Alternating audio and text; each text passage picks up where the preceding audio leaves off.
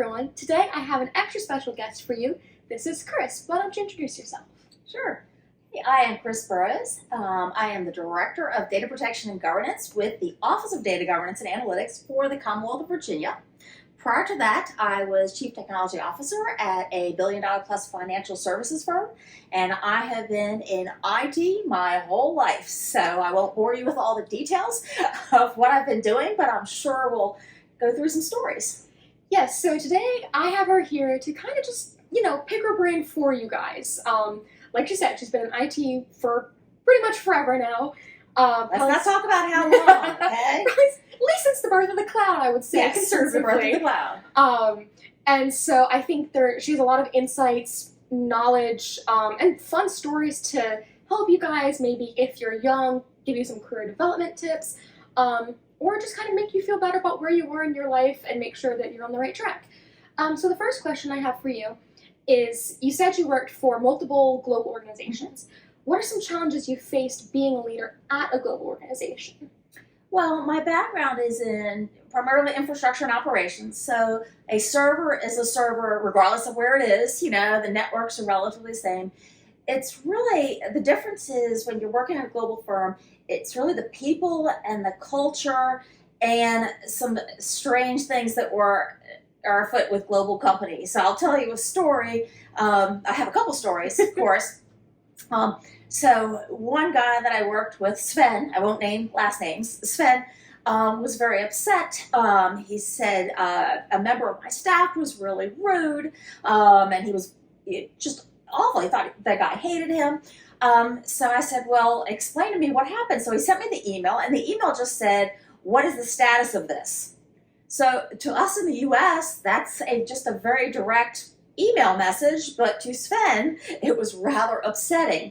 So I had to explain to Sven, this is the way we communicate in the U.S., whereas in Europe, they usually start with, hi, how are you? How was your day? There's a lot of friendly conversation towards the beginning of the email, and then they get to the point.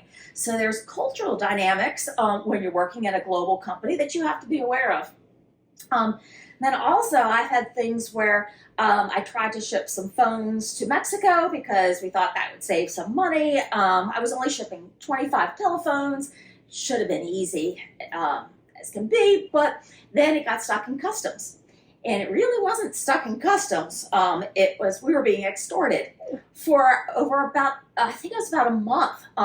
It was, you don't have the right paperwork. You don't have the right color of some of the ink. It was one thing after another, and shipping those 25 phones ended up costing me $10,000 in storage fees, whereas really extortion fees. They finally released it, but there are just things that they don't write down in the textbooks, right, about what it's like to work in a global company. It's definitely from experience. So if you are interested in working at a global company, talk to people who've been around a while. They will help you out, explain some of the nuances where things seem obvious, like, hey, let's just ship it as if it's just, the Amazon UPS, man, yeah. right? And you think it's going to get there. It doesn't always get there. So kind of on the same with the story about the language barriers and communication, talking about your experience with the younger generation, I know that when you said, what's the status of this, I personally, as a Gen Zer, would be a little scared of that email. So now that you're a leader and you have some younger people on your team, have you changed your communication style to, I'm going to say, deal with the Gen Zers who prefer a lot of exclamation points and smiley faces, and we are more communicative in our writing styles? Yeah, that's difficult.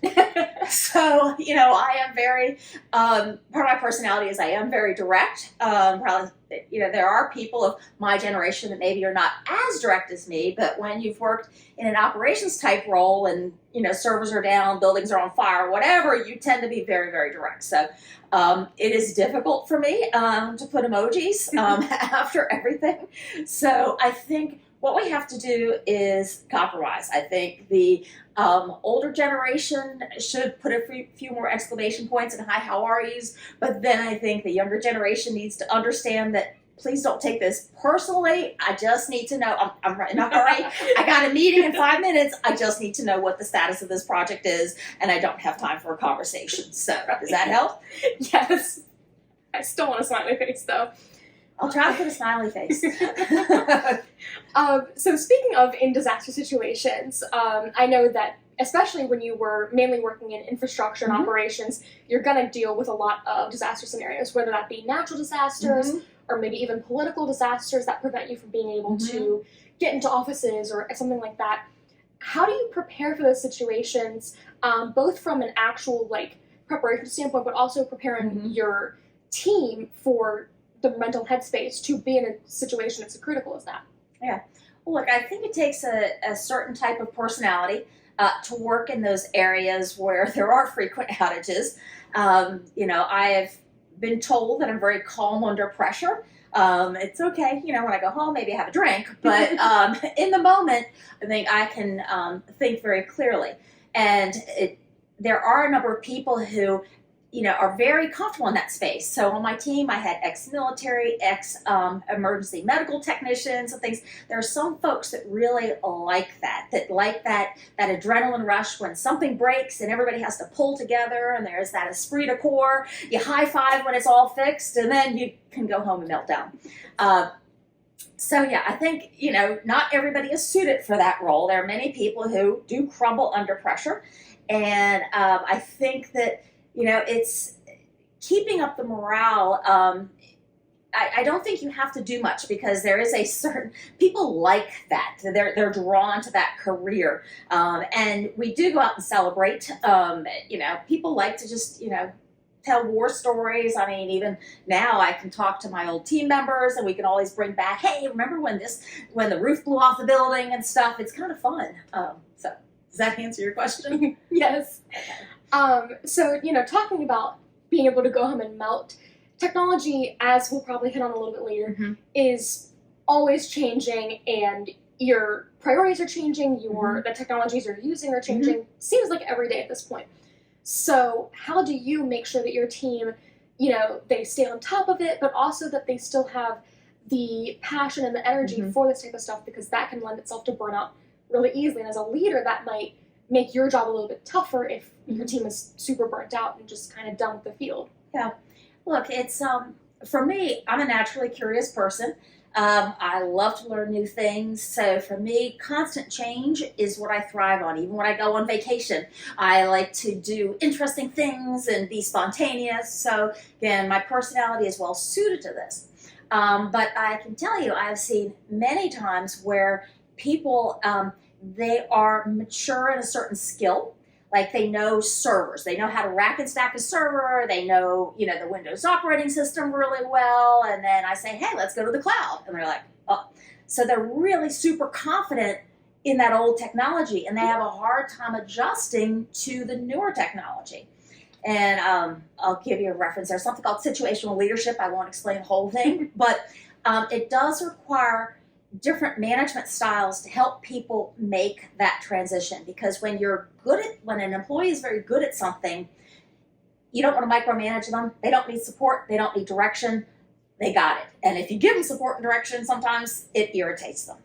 But when they're transitioning, so you can have a senior engineer, but when you give them something new, the cloud, AI or something, you have to treat them almost as if they're a brand new employee in the organization. You have to coach, you have to provide support, direction, because they don't know where to go.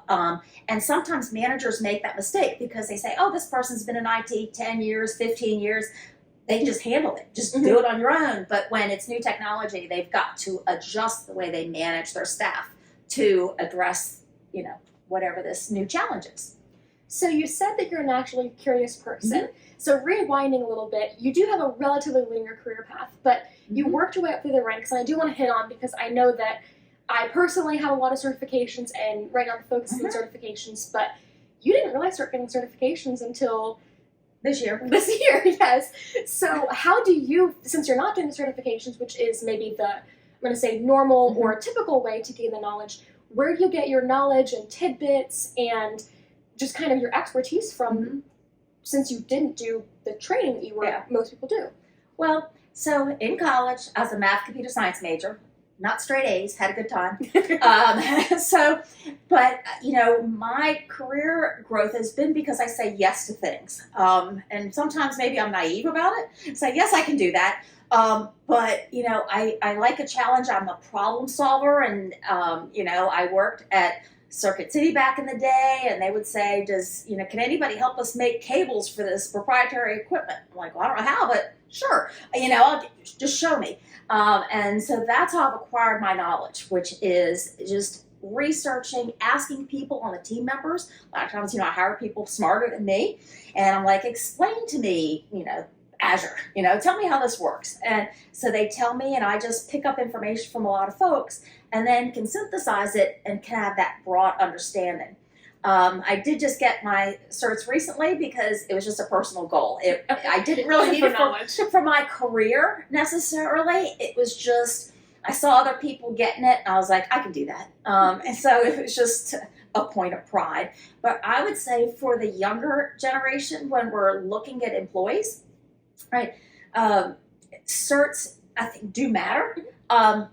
Real world experience matters more, but I think getting that certificate just says that you have this skill, because I think in college you understand things from a very broad base of experience. Hopefully you know how to write, you know how to think critically, things like that, but we also need just straight up skills, right? We need to know that you can program, you can set up a server, configure a cloud, whatever. So, are there any resources you like to use? Like, are there news sites that you tend to visit, anything like that? Yeah, so look, I'm kind of nerdy, and so on the way to work, I do listen to a number of podcasts. They're all kind of nerdy podcasts. So I listen to Darknet Diaries for security information. I listen to Freakonomics, which is behavioral economics in the real world. I listen to what else? Hidden Brain. So yes, all of my stuff is just something my husband would not listen to, let's just say. He's in technology too. Yeah. So we talk about your career, and we talk about how successful you've been and how you've risen through the ranks, and you do these amazing things. But what's the biggest mistake you've made in a professional sense? Well, I've made many. And so that is the lesson to be learned. You can still be successful after making mistakes. So I don't know if we have enough time to list all of the big problems, but I would say back in the 90s, I was working at Circuit City, and I decided to test out some monitoring software and installed it on the network and took the whole corporate network down for a couple hours I think we were about a $2 billion company at that time. So yet still I got promoted. I have made many mistakes. All the people that I talk to at my level and below have made huge mistakes. We like to compare notes. So I think, with the younger generation, I say, look, I know you were told to get straight A's in school, and you have to do, X number of community service hours, and this and this and this, and you've got a lot of pressure, a lot of stress, and nobody wants to fail. I will tell you, failure's okay. Learn from it, and then if somebody in your company is telling you, hey, you should put that through change control, or you should not do that, you need to listen to them. It's not that they're smarter, but they probably screwed something up. And so they've learned from their mistake, and they're trying to help you. So take that advice, and you'll avoid a number of big mistakes, and you'll make new original mistakes on your own versus the ones that they've made. Exciting. So as a younger person in my career, if I make a mistake, how do you recommend we approach that situation if we don't have the management or leadership experience to explain? Do you talk to your boss? Do you talk to your team? Tell your boss right away. I mean, look, I've had that with my employees. They come up to me like, Chris, I did that. And I'm like, okay, thanks. I've got you covered then. I need my team members to be honest with me, or else we're going to start troubleshooting problems, spending hours. If you know that you just deleted, the root directory of a server or something, or you misconfigured the network, you need to tell your boss right away so they can get the system back up and running. And what I typically do is I do want to know, who did what, who made the mistake, but then I will make sure that the executives don't know who it is. Sometimes they'll go, heads will roll. I will say it's my department. It was a network engineer. It was a telecom engineer, but they'll say which one. I'm like, I'm responsible for that. Okay, I will never throw them under the bus. They just need to be honest with me. And I tell all of them, like, look, I know what legitimate mistakes are versus stuff that you really screwed up. We need to have a performance management conversation about. Okay, so if you failed to plan, if you didn't take the right precautions, that's really on you, and we will have a private conversation. But you still protect them. But I will still protect them with the executives. And then, if it's an honest mistake, because look, it's 2 a.m., you're troubleshooting an outage, you somehow make it worse than it was, I get it, okay? I've been up at 2 a.m. I understand, so it's okay. But always partner with your manager. If you're going to make a decision at 2 in the morning, bring them in, call them, because that way they've got your back. If you make critical decisions on your own, it could go either way, let's say. But at least call them up. I've been called many times at 2 in the morning. Comes with the territory. Mm-hmm. So speaking about people younger in their career, what do you wish that someone gave to you as advice if they were at my part of your career? So say you're 23 or 24 years old, what do you wish someone would have told you to help you prepare or maybe even accelerate faster throughout your career? Well, look, I think I don't have any regrets in life. I think, I'd love to kind of do a Black Mirror, like how would have ended up if I took different paths, but that's not going to happen. I think things have worked out very well for me, but I think if I look back, I really wish I had known I could have been an expat. If I had known that I could have gotten the same job, but in a foreign country, that would have been great. So I would just say, if you are early in your career, explore all the opportunities. Say yes to everything. See, can you do your same job at an international company? Because it just makes you such a more well-developed, interesting person if you explore these opportunities. And I'd also say, explore other jobs. If you get your first job and it's not feeling good, it should be about 70, 80% good. You're going to have bad days. The reason you're getting paid is because it's hard. But if it's not working out, don't be afraid to change, because I will tell you, early in my career, I took a step back. I was a desktop services manager, and by the way, back in the day, that was my dream. That was all I wanted. It was my career goal. I just wanted to manage this team. And then, I don't know, I think maybe I was like 30 or so. I was like, okay, I'm living my dream. So what do I do now? And I took a step down from management to become a telecommunications analyst. So I learned a whole lot about phone systems and things like that. And then I went laterally and managed a network team. And, by making that decision early on, that is what prepared me to be a chief technology officer, because I gained skills that were broader, and therefore it was easier to rise up. So I would say, like, if you want to learn marketing, you want to learn finance. I'm not saying just change your career in IT. I'm saying if you, join the finance team for a while, and then you might end up, being the CIO of a financial services firm. So just, in your 20s, your 30s, gosh, your 40s, you're really young. Okay, your age there. Okay, you've got a lot of time, so don't, have fun. My big thing is, when's the last time you did something for the first time? So just give it a shot. Try something new. Speaking of your phrases, there's Yes. one that you may have said a lot. Not as much as what would you try if you did not kind of feel, and when was the last time you did something for the first time? Can't means won't. Yep. How does that play into your career in technology, or just as a leader? Are there times where you use that, or has that kind of gone on the back burner since having a team that you need to manage and nurture and develop? Well, look, I got that expression from my dad. My dad, of a certain generation, he kind of looked like Charles Bronson. He was a little scary. And so when I would say, Dad, I can't do this, he's like, can't means won't. You telling me you won't do this? I'm like, no, I'm sorry. And so that kind of gave me that internal fortitude to say, I can accomplish anything that I want.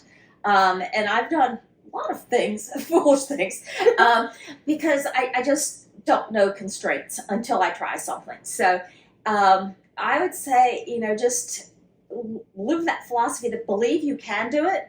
And sometimes you're not going to get it right the first time, but, say, actually another phrase that I learned from someone was, I've never failed, but I've had many course corrections. So, if something doesn't work, you try a different path, right? And try to get it done that way. So it's like Ted Lasso, the Believe poster. I suppose like Ted Lasso, but I was there first. So You were there I was first. there first. I have 2 questions for you left. Okay. The second to last one is one that I think is just obligatory that we hit on because everyone's talking about it. AI, generative AI. As a leader, as a technologist, as a human, what are your thoughts on generative AI? What's something you want people to know, hear, think about, ponder? Well, one, it writes great song lyrics. But more seriously, I think, it is new technology. Whenever any new technology comes out, it's scary. We don't have the right guardrails around it. But it has the potential to revolutionize the workforce, the education system, and things like that. So, back in the day, you're probably not old enough to know, they used to say no calculators in school, right? No, you can't Google, you can't do this. I think that's just, AI is just the next generation of that.